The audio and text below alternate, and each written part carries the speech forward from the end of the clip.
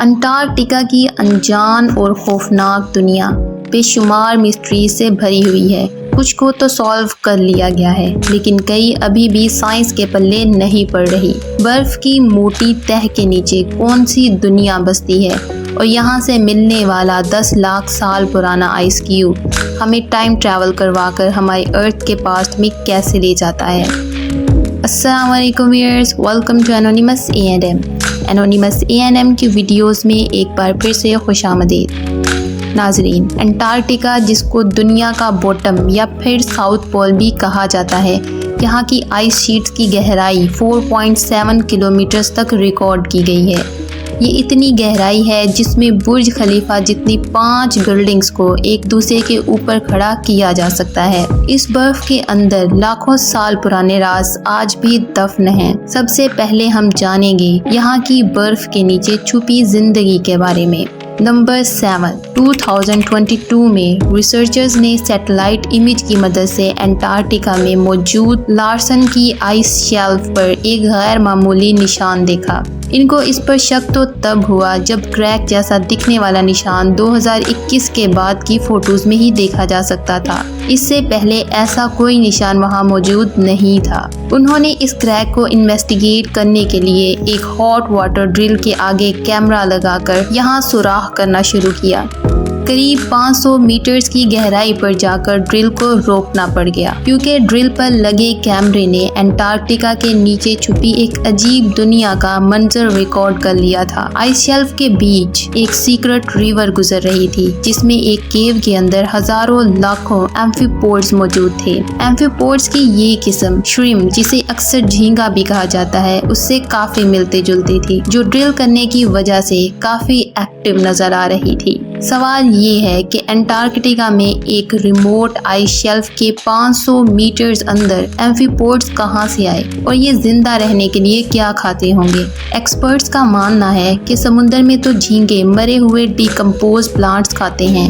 اس کا مطلب یہ ہوا کہ انٹارکٹیکا کی اس سیکرٹ ریور میں ضرور کبھی نہ کبھی پلانٹس بھی ہوتے ہوں گے، جن کو کھا کر یہ اپنی دنیا بسائے بیٹھے ہیں۔ نمبر 6، سمندر کا ابھی تک کا سب سے گہرا پوائنٹ چیلنجر ڈیپ ہے۔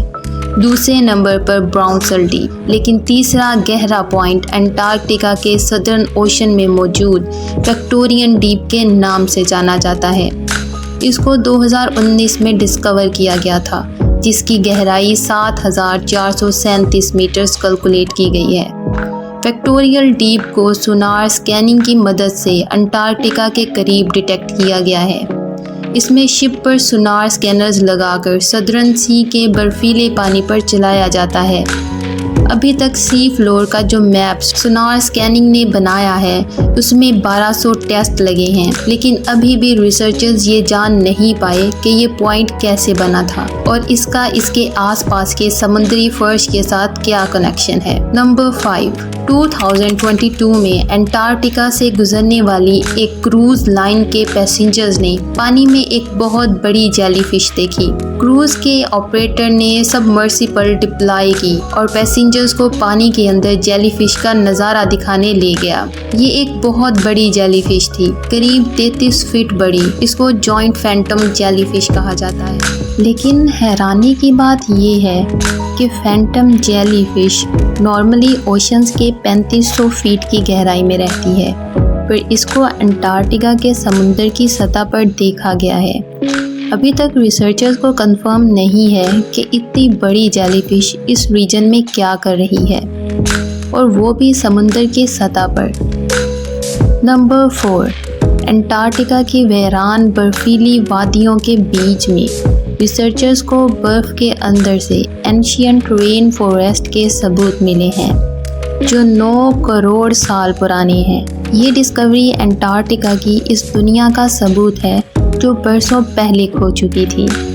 یہ فوسلائزڈ جنگل برف سے ڈھکے سمندری فرش کے بھی نیچے سے دریافت ہوا ہے، جس میں درختوں کی جڑیں، پالن اور ان کے بیج پائے گئے ہیں۔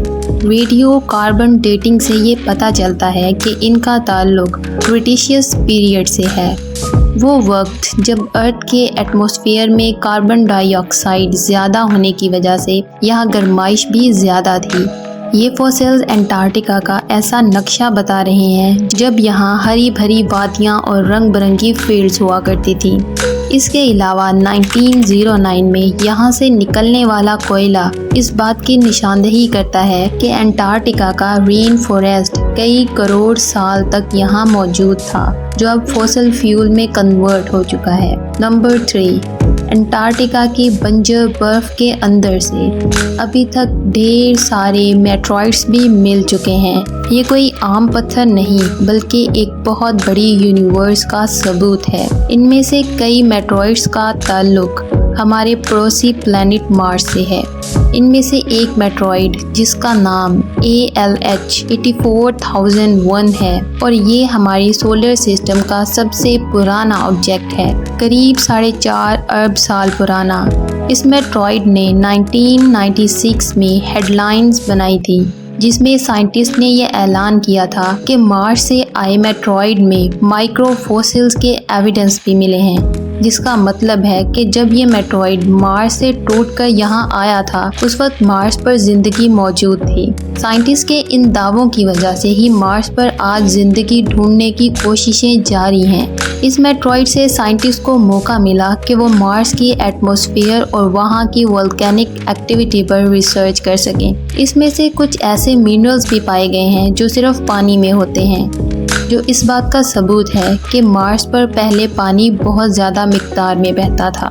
نمبر 2، ہم میں سے اکثر لوگوں کے ذہن میں ایک سوال آتا ہے کہ سائنٹسٹ کو ارتھ کے پاسٹ ایٹماسفیئر کے بارے میں اتنا ایکوریٹلی کیسے پتہ چلتا ہے۔ یہ راز بھی انٹارکٹیکا کی برف کے اندر اینشینٹ آئس کیوبز میں موجود ہے۔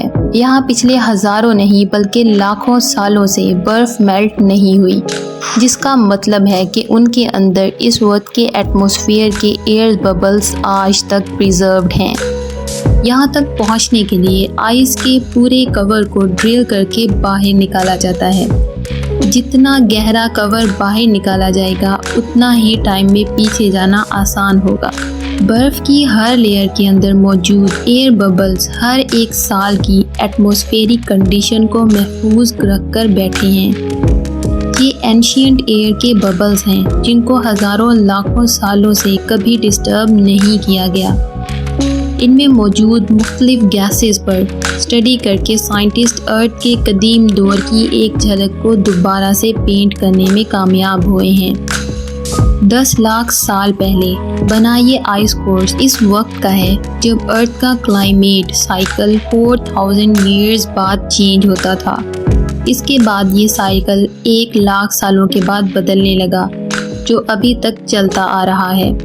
ان آئس کورس کی مدد سے ارتھ کا فیوچر کلائمیٹ بھی پریڈکٹ کرنا بہت آسان ہو گیا ہے، جیسے ہر 1000 سالوں کے بعد کون سا طوفان اور سیلاب دنیا میں آتے رہے ہیں اور ان کو اب اگلی بار کب آنا ہے، یہ ساری پریڈکشن ان آئس کورس کی مدد سے ہی کی جاتی ہے۔